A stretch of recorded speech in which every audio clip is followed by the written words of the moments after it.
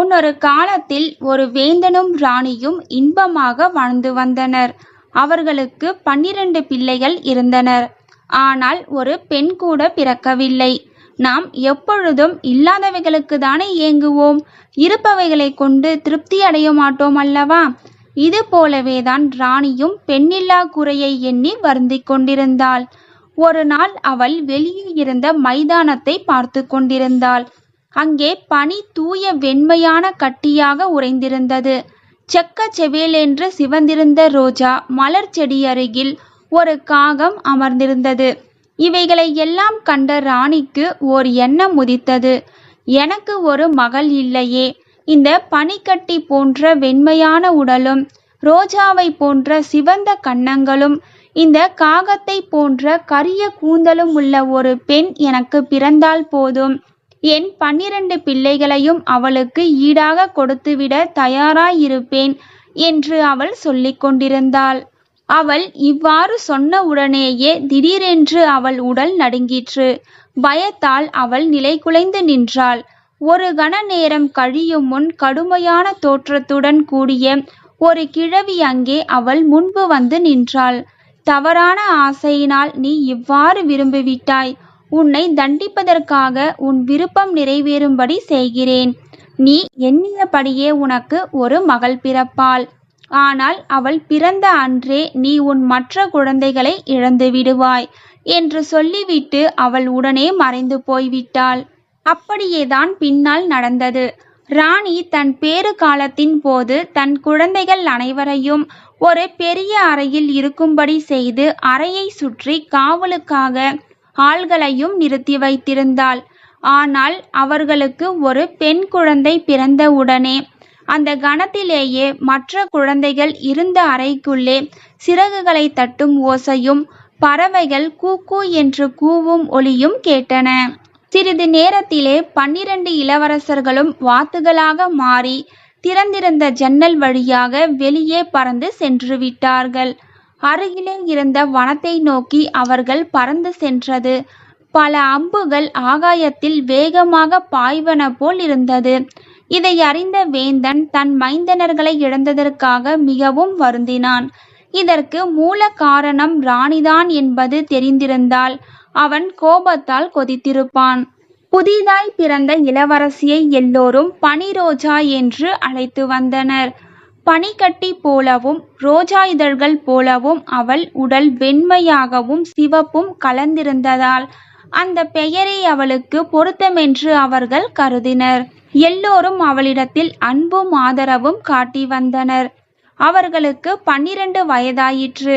கூட விளையாடுவதற்கு ஒரு குழந்தை கூட இல்லாமல் இருந்ததால் அவள் தன் தனிமைக்காக வருந்தினாள். தன் சகோதரர்களை பற்றி எண்ணினாள். அவர்கள் இறந்து போய்விட்டதாகவே அவள் இவ்வளவு காலமும் கருதியிருந்தாள். அதன் உண்மையென்ன என்பதை அன்னையிடம் கேட்டு தெரிந்து கொள்ள வேண்டும் என்ற ஆர்வத்துடன் அவள் ராணியிடம் சென்று கேட்டாள். அவளுடைய கேள்விகளை ராணியால் தாங்க முடியவில்லை. அவளும் தன் உள்ளத்தில் இத்தனை ஆண்டுகளாக உறுத்தி கொண்டிருந்த ரகசியத்தை இளவரசியிடம் சொல்ல வேண்டுமென்று சமயத்தை எதிர்பார்த்திருந்ததால் முந்தைய வரலாற்றை விளக்கமாக சொல்லிவிட்டாள். அவ்வளவுதான். இளவரசி உடனே ஒரு முடிவு செய்து கொண்டு அன்னையிடம் அதை அறிவித்தாள். என் பொருட்டாக என் அருமை சகோதரர்கள் காட்டு வாத்துகளாக மாறியுள்ளனர். என்னால் அவர்கள் எத்தனையோ இடர்களை அனுபவித்து வருகின்றனர். இனி ஒரு நாளை கூட வீணாக்காமல் நான் அவர்களை தேடி போகிறேன். அரசனும் அரசியும் அவளை சுற்றி மிகுந்த கட்டும் காவலும் அமைத்திருந்தும் ஒன்றும் பயன்படவில்லை. மறுநாள் இரவு அவள் அரண்மனையில் இருந்து வெளியேறி பக்கத்தில் இருந்த வனத்திலே சுற்றி அலைந்து கொண்டிருந்தாள். அன்றிரவு முதல் மறுநாள் மாலை வரை அவள் நிற்காமல் நடந்து கொண்டே இருந்தாள். அவள் கையிலே சில பணியாரங்கள் வைத்திருந்தாள். காட்டிலே கிடைத்த சில காய்களையும் கொட்டைகளையும் பறித்து வைத்து கொண்டாள். இவைகளே அவளுக்கு உணவாயின. அந்தி மாலையில் அவள் ஓர் அழகான மரகுடிசையை கண்டாள். அதை சுற்றி நேர்த்தியான பூந்தோட்டம் ஒன்றிருந்தது. அதிலே கொத்து கொத்தாக சில மலர்கள் நறுமணம் வீசிக்கொண்டிருந்தன. சுற்றிலும் ஒரு வேலியும் வேலிக்கு ஒரு கதவும் இருந்தன. அந்த கதவை திறந்து கொண்டு அவள் உள்ளே சென்று வீட்டினுள் எட்டி பார்த்தாள். அங்கே ஒரு மேசையின் மேல் 12 தட்டுகளும் 12 கரண்டிகளும் உணவுப் பொருட்களும் இருப்பதை அவள் கண்டாள். பக்கத்தில் இருந்த ஒரு பலகனி வழியாக அவள் கவனிக்கையில் மற்றொரு பெரிய அறையில் 12 கட்டில்களும் காணப்பெற்றன. அவள் சுற்றிலும் பார்த்து கொண்டிருக்கும் போதே கதவு திறக்கப்படும் ஓசையும் காலடி ஓசைகளும் கேட்டன. 12 இளைஞர்கள் உள்ளே வந்தனர். அவர்கள் அவளை கண்டதும் அவர்களுக்குள் ஒருவருக்கொருவர் முகத்திலும் சோகமும் வியப்பும் காணப்பட்டன. அவர்களுள் மூத்தவன், இளஞ்செல்வி, இங்கே நீ வரும்படியான துரதிர்ஷ்டம் என்ன நேர்ந்தது உனக்கு என்று வினவினான்.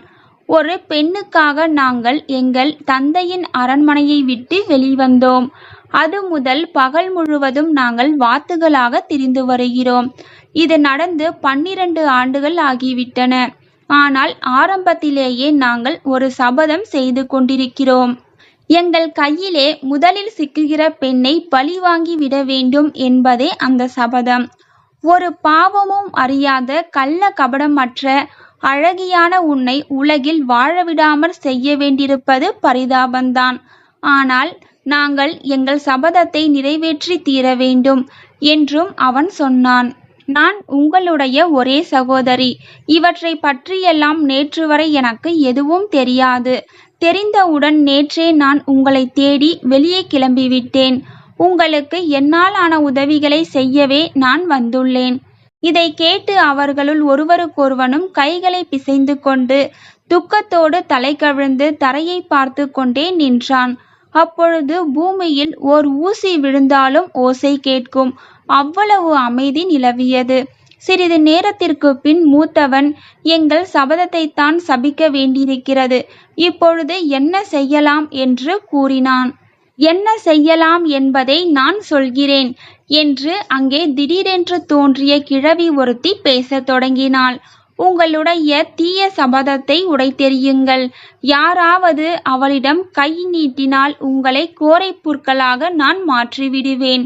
நான் உங்களுக்கும் அவளுக்கும் நன்மையை நாடுகிறவள். அவள் மூலம்தான் உங்களுக்கு விமோசனம் பிறக்க வேண்டும். இந்த வனத்திற்கு வெளியேயுள்ள சதுப்பு நிலத்தில் படர்ந்துள்ள பாசியிலிருந்து நூல் நூற்று அந்த நூலால் உங்களுக்காக 12 சட்டைகள் பின்னி முடிக்க வேண்டும். இந்த வேலைகள் அனைத்தையும் அவளே தன் கைகளால் செய்ய வேண்டும். பின்னி முடிக்க 5 ஆண்டுகள் ஆகும். அந்த காலம் முழுவதும் அவள் ஒரு முறை கூட வாய் திறந்து பேசக்கூடாது, சிரிக்கக்கூடாது, அழவும் கூடாது.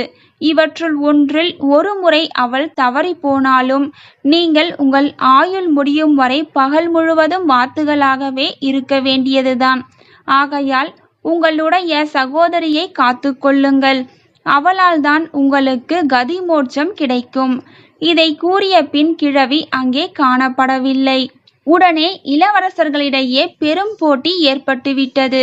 தங்களுடைய அன்பு தங்கையை யார் முதலிலே முத்தமிட்டு வாழ்த்துவது என்பதே அப்போட்டிக்கு காரணம்.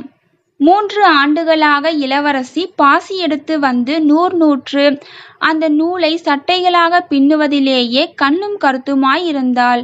3 ஆண்டுகளில் அவள் 8 சட்டைகள் தயாரித்து விட்டாள். அந்த காலம் முழுவதும் அவள் ஒரு முறை கூட பேசியதில்லை, சிரித்ததில்லை, அழுததும் இல்லை. எதை அடக்கிக் கொண்டாலும் அழுகையை அடக்கிக் கொள்வதுதான் அவளுக்கு மிகவும் கடினமாயிருந்தது. ஒரு நாள் அவள் தோட்டத்தில் அமர்ந்து நூல் நூற்று கொண்டிருக்கையில் எங்கிருந்தோ ஒரு வேட்டை நாய் அங்கு ஓடி வந்து அவளுடைய தோள்களில் கால்களை வைத்து கொண்டு அவள் நெற்றியையும் தலையையும் நாவினால் நக்கிற்று. அடுத்த நிமிடம் எழில் மிகுந்த இளைஞனான ஓர் அரசன் குதிரை மீது அமர்ந்து கொண்டு தோட்டத்தருகில் வந்து வாசற்பக்கம் நின்று கொண்டு தன் தொப்பியை கழற்றி கையில் வைத்து கொண்டு உள்ளே வரலாமா என்று அனுமதி கேட்டான். இளவரசி தலையை அசைக்கவும் அவன் உள்ளே நுழைந்தான். அங்கே அவன் வந்ததற்காக பன்முறை மன்னிப்புகள் கோரினான். அவளிடம் பல கேள்விகளும் கேட்டான். ஆனால் அவள் பேசாமல் மடந்தையாகவே இருந்துவிட்டாள். அவளை கண்டது முதலே அவன் அவளிடம் காதல் கொண்டு விட்டான். தன் பக்கத்தில் இருந்த ராஜ்யத்தின் அரசன் என்றும் அவளை மணக்க விரும்புவதாகவும் அவள் தன்னுடன் வந்து தன் ராணியாய் இருக்க வேண்டும் என்றும் அவன் கூறினான். அவளுக்கும் அவனிடத்தில் காதல் நிறைந்திருந்தது. ஆனால் அவளுடைய சகோதரர்களை எப்படி விட்டு செல்வதென்று அவள் கலங்கிவிட்டாள். பல முறை இயலாதென்று காட்ட தலையை ஆட்டினாள். ஆனால் இறுதியில் அவள் இசைவு காட்டி தன் அன்பு கரத்தால் அவன் கரத்தை பற்றி கொண்டாள். அவளுடைய சகோதரர்களும் அவளை காத்து வந்த வன தேவதையையும் எப்படியும் தான் இருக்கும் இடத்தை கண்டு கொள்வார்கள் என்று அவள் நம்பினாள். அவள் புறப்படுவதற்கு முன்னால் அவள் சேர்த்து வைத்திருந்த பாசியை ஒரு சட்டையிலும் 8 சட்டைகளை ஒரு கூடையிலும் அவள் எடுத்து வைத்தாள். அரசனின் வேலையாட்கள் அவைகளுக்கு பொறுப்பாக நியமிக்க பெற்றனர். அவள் குதிரை மீது ஏறி அரசனுக்கு முன்புறம் அமர்ந்து கொண்டாள். போகும் வழியெல்லாம் அரசனுக்கு ஒரு கவலை மட்டும் அடிக்கடி தோன்றிக் கொண்டிருந்தது. அரண்மனையில் இருந்த அவனுடைய மாற்றாந்தாய் அவன் ஒரு பெண்ணை அழைத்து செல்வதை ஏற்றுக்கொள்வாளா என்பதுதான் அந்த கவலைகளுக்கெல்லாம் காரணம். ஆயினும் அங்கு அவனே எல்லா அதிகாரங்களையும் பெற்றிருந்ததால் அரண்மனையை அடைந்ததும் திருமணத்திற்கு ஏற்பாடுகள் செய்தான். இளவரசிக்கு புத்தாடைகளையும் அணிகலன்களையும் தயாரிக்க பெற்றன. விவாகம் விமர்சையாக நடந்தேறியது. மணமகள் வாய்மொழியாக சொல்ல வேண்டியவைகளையெல்லாம் சாடைகள் மூலம் தெரிவித்து கொண்டாள். அவள் உயர்ந்த குலத்தை சேர்ந்தவள் என்பதை அரசன் அவளுடைய நடை உடை பாவனைகளிலிருந்து எளிதில் தெரிந்து கொண்டான். அவ்விருவரையும் போல ஒத்த மனமும் அன்பும் கொண்டிருந்தவர்களை காண்பதரிது. இளவரசி வந்தது முதல் தீய சிந்தை கொண்ட மாற்றாந்தாய் கேடு விளைவிக்க வாய்ப்புகளை எதிர்பார்த்து கொண்டிருந்தாள். இளவரசி வனத்திலே எவனோ ஒரு வேடனின் மகளென்று அவள் கதை கட்டிவிட்டாள். ஆனால் அரசன் ஏமாறவில்லை. நாளடைவில் இளவரசி கருவுற்று ஓர் அழகான ஆண்மகனை பெற்றெடுத்தாள். அக்குழந்தை பிறந்ததிலிருந்து அரசன் எல்லையற்ற ஆனந்தமடைந்தான். அக்குழந்தையை தொட்டிலிட்டதும் அதற்கு பெயர் சூட்டியதும் போன்ற வைபவங்களை எல்லாம் மாற்றாந்தாய்க்கு வயிற்றெரிச்சலை அதிகமாக்கிவிட்டன. அவள் பாலில் ஒரு வகை மதுவை ஊற்றி இளவரசிக்கு கொடுத்து அவளை நன்றாக தூங்க வைத்தாள். குழந்தையை எப்படி தொலைக்கலாம் என்று அவள் பல வகையாக நினைத்து பார்த்தாள். அந்த நேரத்தில் வெளியிலே தோட்டத்தில் ஓர் ஓநாய் கடவாயை நக்கிக் கொண்டு அவளையே பார்த்த வண்ணம் நின்று கொண்டிருப்பதை அவள் கண்டாள். அப்பொழுது இளவரசி தன் செல்ல கருவூலமான குழந்தையை கையால் அணைத்து கொண்டிருந்தாள். அவள் கையை எடுத்து தள்ளிவிட்டு மாற்றாந்தாய் வேகமாக குழந்தையை தூக்கி வெளியே எறிந்துவிட்டாள். குழந்தை கீழே விழும் முன்னே வெளியே காத்திருந்த ஓநாய் அப்படியே அதை வாயினால் கவ்விக்கொண்டு ஓர் நொடியில் தோட்டத்தின் வேலியை தாண்டி வெளியே ஓடிவிட்டது. கொடுமணம் படைத்த மாற்றாந்தாய் தன் விரல்களை ஊசியால் குத்தி உதிரமெடுத்து அதை உறங்கிக் கொண்டிருந்த இளவரசியின் வாயை சுற்றி தடவி வைத்தாள். அரசன் அப்பொழுதுதான் வேட்டையிலிருந்து திரும்பி அரண்மனைக்குள் வந்து கொண்டிருந்தான். அவனை அவள் அழைத்து நீலி கண்ணீர் வடித்து அழுது கொண்டே கைகளை பிசைந்து நின்றாள். நேராக அவனை இளவரசியின் படுக்கைக்குள் அழைத்துச் சென்றாள். அங்கே இளவரசியின் அவனுடைய பட்டத்து ராணியின் வாயில் உதிரத்தை கண்டான். அவள் பக்கத்தில் குழந்தையும் காணவில்லை. பழி பாவத்திற்கு அஞ்சாத பழைய ராணியின் பேய்த்தன்மையை சொல்வதா? அரசனும் இளவரசியும் அடைந்த துக்கத்தையும் நடுக்கத்தையும் குழப்பத்தையும் சொல்வதா? அல்லது தன் ராணியை பற்றி அரசன் அடைந்த வெறுப்பையும் இழிவான எண்ணத்தையும் சொல்வதா? அல்லது இளவரசி நெஞ்சிலே தேங்கி நின்ற சோகத்தை அழுது வெளியிடவோ வாய் திறந்து பேசவோ வழியின்றி துடிதுடித்ததை சொல்வதா? எதை சொல்வதாயினும் மணிக்கணக்காக ஆகும். அரசன் ஒரு யுக்தி செய்தான். அன்னையிடம் இந்த விஷயம் வெளியில் யாருக்கும் தெரியக்கூடாதென்றும் ராணி குழந்தையை ஜன்னல் பக்கம் வைத்து கொண்டிருக்கையில் குழந்தை தவறி வெளியே விழுந்து விட்டதென்றும் அதை ஏதோ வனவிலங்கு தூக்கிச் சென்று விட்டதென்றும் அவள் வெளியே தெரிவிக்க வேண்டும் என்றும் அவன் கண்டிப்பாக சொல்லி வைத்தான். அவளும் அப்படியே செய்து வருவதாக சொல்லிவிட்டு பின்னர் தானும் அரசனும் படுக்கையறையிலே கண்ட காட்சியையே ரகசியமாக வெளியிட்டு வந்தாள். நாடு முழுவதிலும் எந்த ராஜ்யத்திலும் இளவரசியைப் போல துக்கமடைந்தவர் எவரும் இல்லை.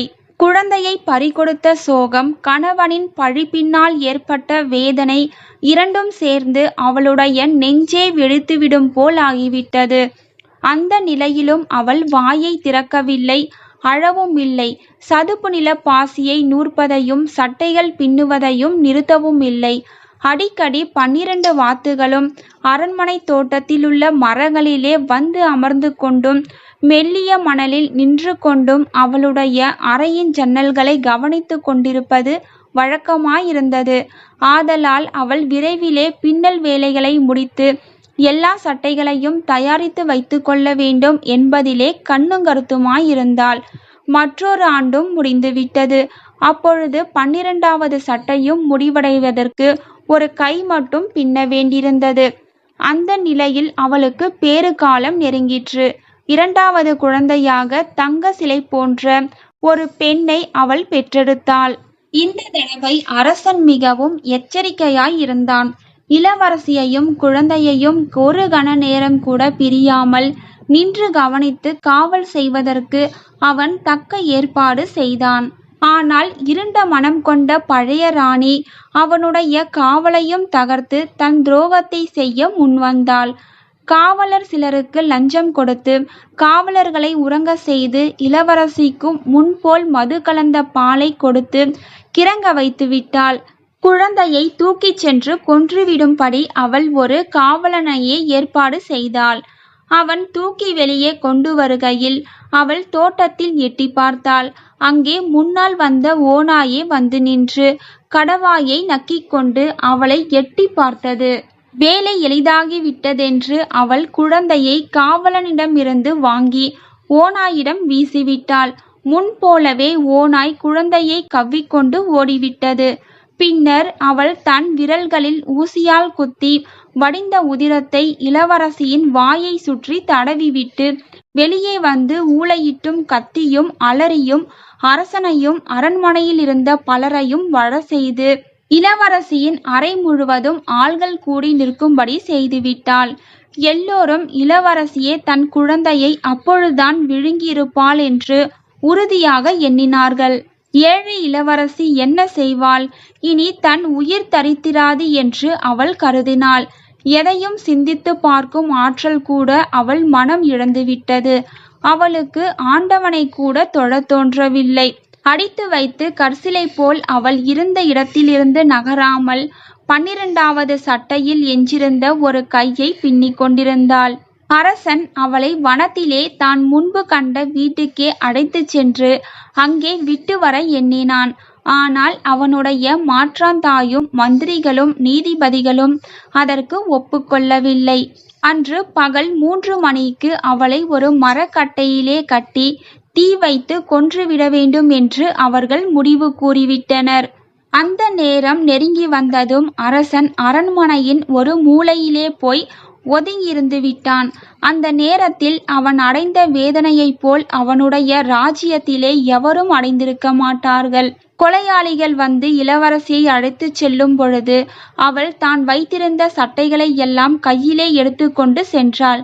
கடைசி சட்டையில் இன்னும் சில பின்னல்கள் மட்டும் போட வேண்டியிருந்தன.